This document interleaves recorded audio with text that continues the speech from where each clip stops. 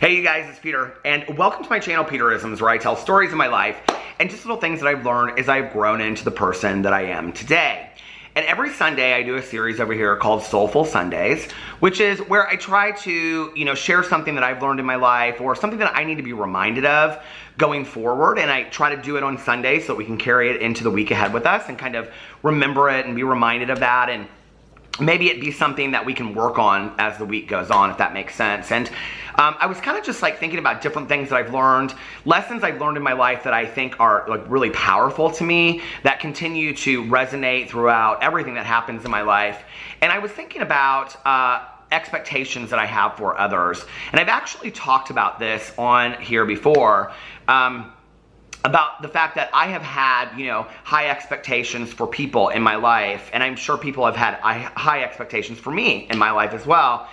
And, I've had a couple people that I have had really extraordinarily high expectations for, whether those are, family members or friends that I think should act a certain way that fall short of that. And through life, what I have learned is that it's really unfair to other people to have expectations for them, to, think that they should act a certain way in any given situation. I think that as human beings, when we go through something in life, if somebody does something wrong to us, I think it's not an unreal expectation that we think somebody should apologize to us or make it right, I don't think it's too high of an expectation to think that family members and friends care about us and to express that in certain ways. But often we are let down by those expectations. I have been let down by those expectations.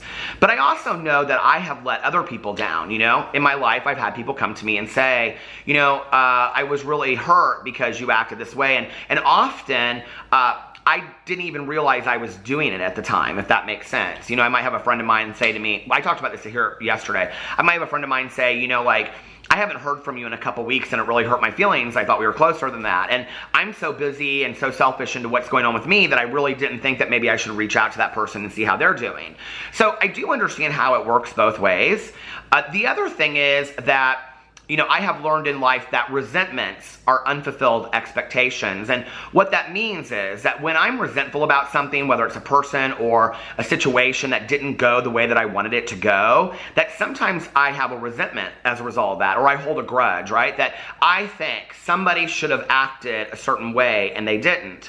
And in the past, I've talked on here, and I actually learned this from a little Oprah aha moment, that, acceptance is when you look at the past and you realize that the way that something happened is exactly how it was supposed to happen. And I talked about this at length in my vlog last night. I got very emotional because of how it plays out in my recovery. But that acceptance and forgiveness is really looking at things that happened in the past and not wishing that they had happened any different. Not trying to continue to go back and say, well, I wish they had done this, or I wish this hadn't happened, or whatever. But realizing that maybe it was supposed to happen the way that it did.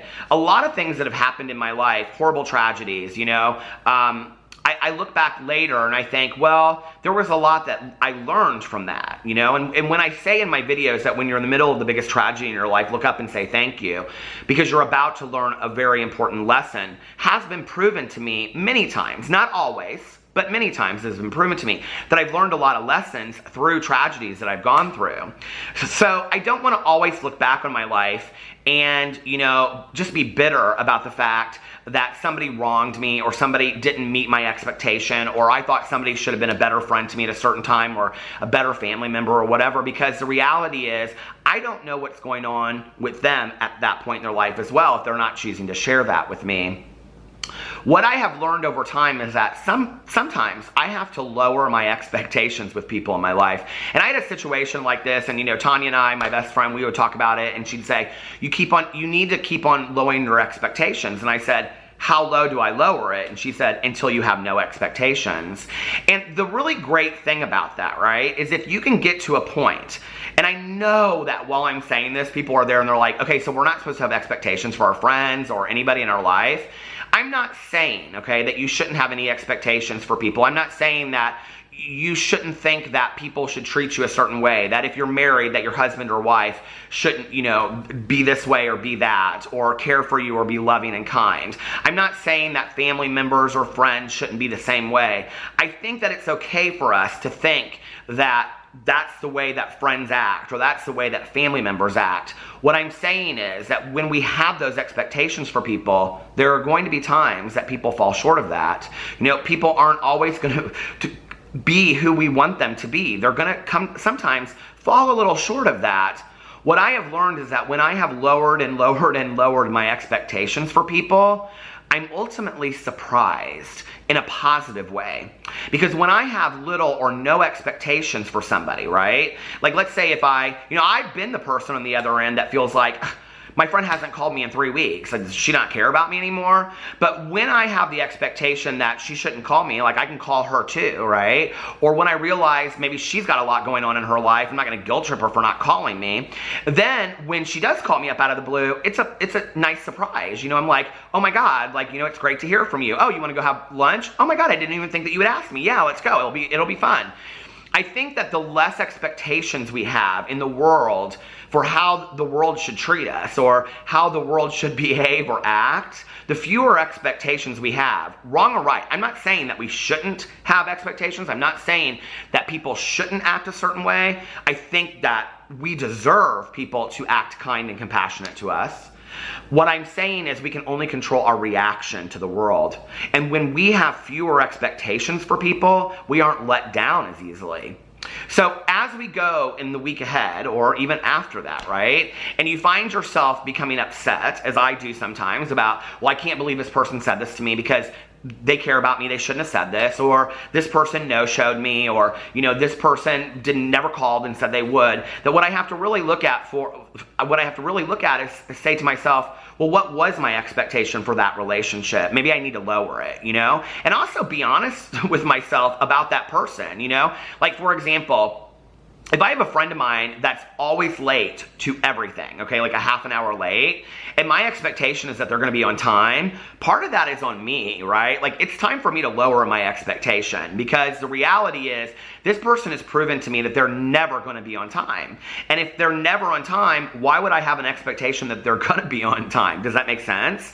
Now, I have some choices in that. I can choose to, not continue to make plans with them, or I can make choices to just sit there for a half an hour, or I can make the choice to lower my expectation and realize they're probably not going to be on time, and go there and take a book and read, or bring another friend along, or whatever. And then if they happen to show up on time, I'm pleasantly surprised.